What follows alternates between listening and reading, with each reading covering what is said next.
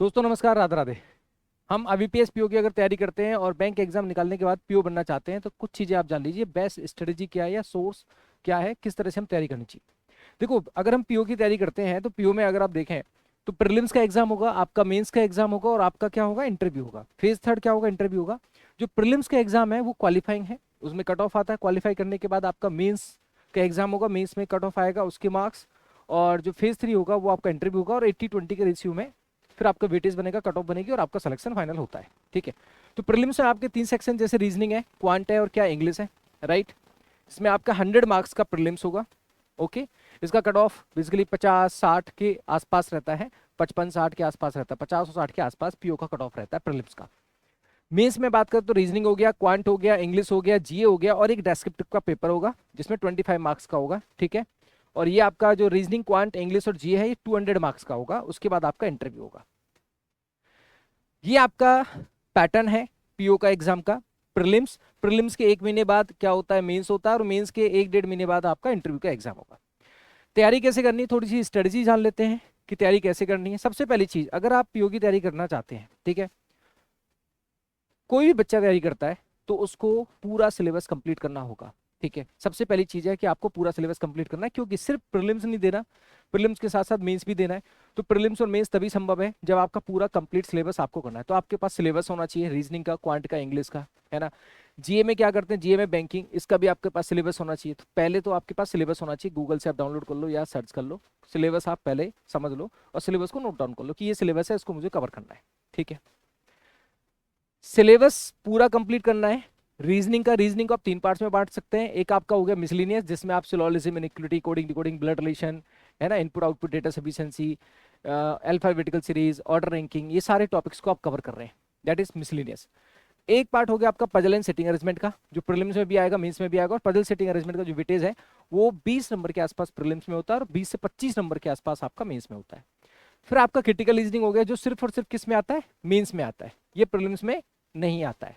बाकी मिसलेनियस और puzzle and sitting arrangement, इसका जो कम लेवल वाले सवाल हैं वो प्रीलिम्स में आते हैं और एडवांस लेवल वाले सवाल आपके मेंस में आते हैं। ठीक है। टॉपिक सेम ही रहेंगे उसमें। अच्छा, क्वांट में भी आप क्वांट को भी 3 भाग में बांट सकते हैं, स्पीड मैथ हो गया, डीआई हो गया और अर्थमेटिक हो गया। ठीक है। इंग्लिश में आपको रीडिंग की जो हैबिट है वो अच्छी बनानी पड़ेगी। मीन्स आप एडिटोरियल पढ़ना स्टार्ट करिए। ठीक है। आप किसी भी सेशन को, किसी भी टीचर को फॉलो कर सकते हैं, उसको एडिटोरियल आप पढ़ना स्टार्ट करेंगे। रीडिंग आपकी अच्छी होनी चाहिए, राइट। जीए के आपको नोट्स बनाने की आदत बनानी पड़ेगी। नोट्स आप खुद से बनाएंगे, सिर्फ पीडीएफ से पढ़ के आपका काम नहीं चलेगा, क्योंकि मेंस में जो जीए है वो डिफ्रेंशिएट करता है, राइट। तो इसलिए आप क्या करेंगे, बैंकिंग और जनरल अवेयरनेस 6 मंथ का नोट्स बनाना स्टार्ट करेंगे। अगर आप से आगे एग्जाम की तैयारी कर रहे हैं तो कहीं ना कहीं 6 मंथ का करंट अफेयर आपको कवर करना होगा, रिलेटेड टू बैंकिंग ऑल्सो। ठीक है। ये आपकी चीजें। दूसरी बात, जब आप सिलेबस कवर करते हैं तो सिलेबस कवर करते समय, जैसे सपोज मैंने सिलोजिज्म पढ़ना स्टार्ट किया, रीजनिंग की अगर मैं बात करूं तो सिलोजिज्म मैंने पढ़ लिया, पूरा पढ़ लिया, बेसिक से एडवांस। पढ़ने के बाद उस पर टॉपिक टेस्ट है, उस पर बेस्ड क्वेश्चन है, प्रीवियस ईयर के क्वेश्चन है, वो आपको लगाने चाहिए। वहां से डाउट्स क्लियर होंगे, है ना, डाउट्स बनेंगे तो डाउट्स क्लियर होंगे। दूसरा, फिर सेक्शनल मॉक आपको लगाने चाहिए। एक समहाउ कुछ टॉपिक कवर करने के बाद रीजनिंग का सेक्शनल मॉक हो गया, क्वांट का सेक्शनल मॉक हो गया, इंग्लिश का सेक्शनल मॉक हो गया, ये आपके सेक्शनल मॉक आपको लगाना है।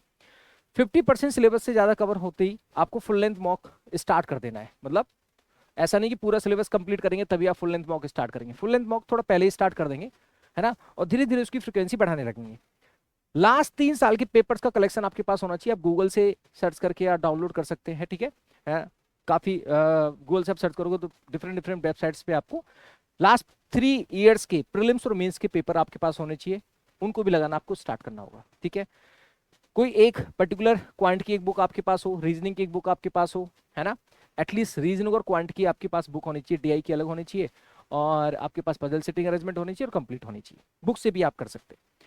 जब हमें फर्स्ट अटेम्प्ट में क्लियर करना है तो सारे सोर्स प्रॉपर तरीके से लेके चलने होंगे, जिससे कि आप अपने आप को डिफरेंशिएट करेंगे और आपका पहली बार में एग्जाम क्लियर होगा।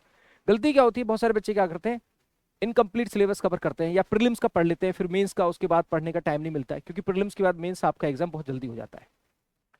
इसलिए आपको सिलेबस पूरा कंप्लीट करना है। जैसे मैंने एग्जांपल दिया, कोडिंग डिकोडिंग आप पढ़ रहे हैं तो बेसिक से लेकर एडवांस उसके जितने भी टाइप्स हैं, चाहे हम चाइनीज कोडिंग की बात करें, लेटर कोडिंग की बात करें, या फिर आपका बाइनरी कोडिंग हो गया, सिंबल क्लॉक कोडिंग हो गया, कंडीशनल कोडिंग हो गया, मैट्रिक्स कोडिंग हो गया, है ना, इस सारे कोडिंग के पार्ट आपको कवर करना है। जैसे पजल सेटिंग अरेंजमेंट कर रहे हैं तो प्रीलिम्स लेवल का भी हो गया और मेंस लेवल का भी हो गया। टाइप वाइज आप कवर करिए, जैसे पजल सेटिंग में फ्लोर बेस्ड है तो उसका प्रीलिम्स लेवल का कवर किया, फिर मेंस लेवल का कवर किया। आपका बॉक्स बेस्ड है, प्रीलिम्स लेवल के मेंस लेवल के क्वेश्चंस आपने कवर किए। तो सिलेबस आपको पूरा कवर करना है, और जो आपके फेवरेट टॉपिक है, मतलब जिनमें आप कंफर्टेबल हैं, है ना, तो उसकी प्रैक्टिस थोड़ी और ज्यादा करो, उसमें स्ट्रांग बनिए, और जो आपके वीक टॉपिक है उसको थोड़ा सा और एवरेज लाइए।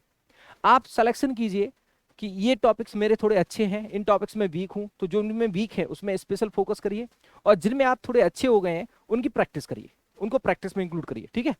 इस तरह से इंग्लिश में आपको रीडिंग की जो हैबिट है वो बनानी पड़ेगी, जे नोट्स आपको बनाने पड़ेंगे, साथ साथ यहाँ पे भी आपको समझना पड़ेगा बैंकिंग के जो टर्मिनोलॉजी है जिस पर बेस्ड क्वेश्चंस आते हैं, वो आपको सिलेबस के पॉइंट ऑफ व्यू से किसी ना किसी टीचर को फॉलो करते हैं।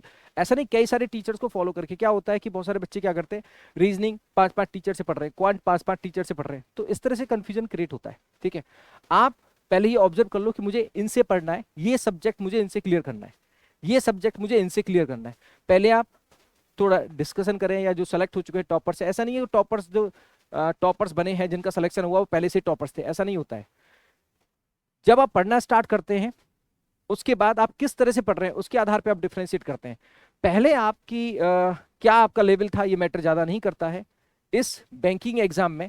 अब आप जब पढ़ना स्टार्ट करें, आज से आपने पढ़ना स्टार्ट करें, उसके बाद आप डिफरेंशिएट करना स्टार्ट करते हैं। तो ये दिमाग में मत लाना कि मैं पहले से स्कूल में ऐसा लेवल था मेरा, या मैं अच्छा नहीं था पढ़ने में तो मैं क्या नहीं निकाल सकता, ऐसा नहीं होता है। बहुत सारे बच्चे ऐसे टॉपर्स बने हैं जिनका लेवल बहुत कम था, या ग्रेजुएशन में बहुत कम परसेंटेज था, है ना, सिर्फ पास हुए थे, क्योंकि आईबीपीएस पीओ बनने के लिए सिर्फ ग्रेजुएट होना चाहिए, परसेंटेज इज नॉट रिक्वायर्ड। तो ऐसा बिल्कुल भी दिमाग में मत लाना कि जो टॉपर्स होते हैं स्कूल में कॉलेज में वही एग्जाम निकालते हैं, ऐसा नहीं है। बहुत सारे बच्चे ऐसे एग्जाम निकालते हैं जो सिर्फ और सिर्फ लटक लटक कर पास हुए थे, फिर उन्होंने टॉप कर दिया। तो डिपेंड करता है कि आपकी स्ट्रेटजी क्या है, किस तरह से आप प्रॉपर वे में सिलेबस कंप्लीट कर रहे हैं।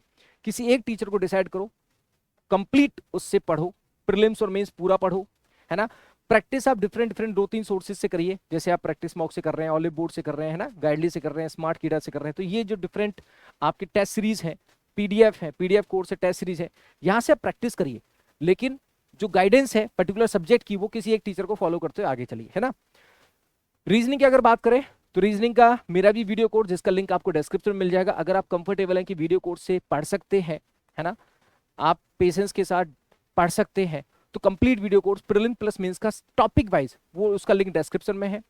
Free practice reasoning PDF e book 2000 plus questions की, वो आपको टेलीग्राम में मिल जाएगी, उसका लिंक भी डिस्क्रिप्शन में है।